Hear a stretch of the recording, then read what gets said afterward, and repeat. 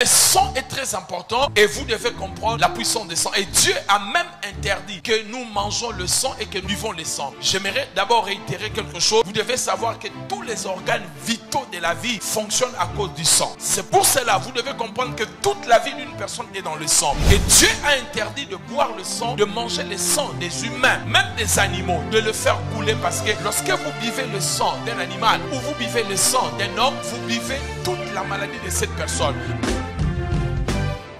La vie, il faut comprendre que le sang c'est la vie et la vie est dans le sang. L'âme est dans le sang. Toute la vie est dans le sang. Et c'est tellement important, vous savez, lorsque vous vous cognez quelque part, d'après ce que j'ai appris, lorsque vous vous cognez quelque part, vous voyez qu'il y a une forme de blé qui se forme plutôt, une forme de blé sur votre peau. D'après des recherches, il paraît que c'est le sang qui se précipite pour bloquer cet endroit-là et ça devient foncé pour empêcher à ce qu'il y ait une infection. En fait, le sang a le pouvoir de faire un travail à l'intérieur. Vous pouvez vivre sans cœur, mais vous ne pouvez pas vivre sans le sang. On peut vous connecter avec un cœur artificiel, avec la machine, mais vous ne pouvez pas vivre sans le sang. Le sang, c'est ce qui fait fonctionner tous les corps de l'être humain. Et le sang, quand ce n'est pas bien pour pomper au niveau de votre cœur, si ça ne circule pas bien, je vais vous éviter les 3 moyens de circulation de sang, mais si le sang ne circule pas bien, vous pouvez mourir très vite. Et ainsi, ce que vous devez savoir, les gens ne meurent pas par le couteau, les gens ne meurent pas par de balles, les gens meurent parce que il y a un trou qui se forme, on a tiré la personne et la perte de sang, plus la personne va perdre le sang et si elle n'est pas prise en charge très tôt, la personne va mourir parce que la personne n'aura plus le sang. Donc le sang c'est la vie. Il faut comprendre cela, mes bien-aimés. Le sang, c'est la vie. Et si vous ne comprenez pas cela, vous n'allez pas aussi comprendre l'essence de ces messages que nous sommes en train de partager. Le sang, c'est le moyen de transport, si tu veux. C'est le sang qui permet à ce que les choses puissent être transportées et circuler dans ton corps. Une bonne circulation de sang, c'est aussi une bonne vie, si vous voulez. Vous avez la bonne santé. Ainsi, lorsque nous mangeons, la nourriture passe par le sang. Comme les nutriments, le sang va partager cela. Lorsque vous prenez le médicament, ça passe aussi par le sang et le sang va faire le travail pour que ça puisse aller là où il y a des problèmes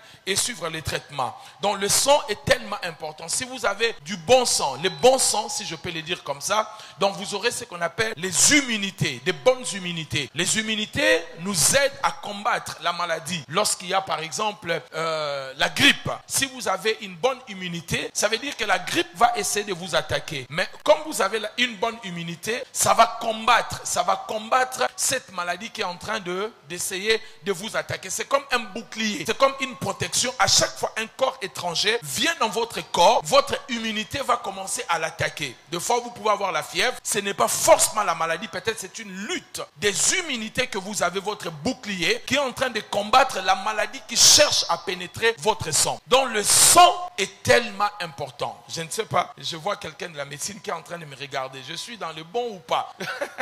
Quelqu'un me dit amen bien. Alléluia. Donc le sang est très important et vous devez comprendre la puissance du sang. Et Dieu a même interdit que nous mangeons le sang et que nous buvons le sang. J'aimerais d'abord réitérer quelque chose. Vous devez savoir que tous les organes vitaux de la vie fonctionnent à cause du sang. Donc s'il y a un problème de sang, même dans la circulation, il y a des cailloux qui se forment, vous pouvez faire ce que nous appelons les AVC ou des choses pareilles. Donc le sang a une place importante dans votre vie. Et vous devez savoir que le Dieu Tout-Puissant qui vous a donné le sang, il vous a donné quelque chose de puissant, quelque chose qui est très important dans notre vie. Le sang, dis après moi le sang. C'est pour cela, vous devez comprendre que toute la vie d'une personne est dans le sang. Et Dieu a interdit de boire le sang, de manger le sang des humains, même des animaux, de le faire couler parce que lorsque vous buvez le sang d'un animal ou vous buvez le sang d'un homme, vous buvez toute la maladie de cette personne. Vous buvez ses problèmes, vous buvez tous les caractères, les traits caractériels qui se cachent dans son sang. C'est pour cela il est interdit de boire le sang parce que tous les sangs humains,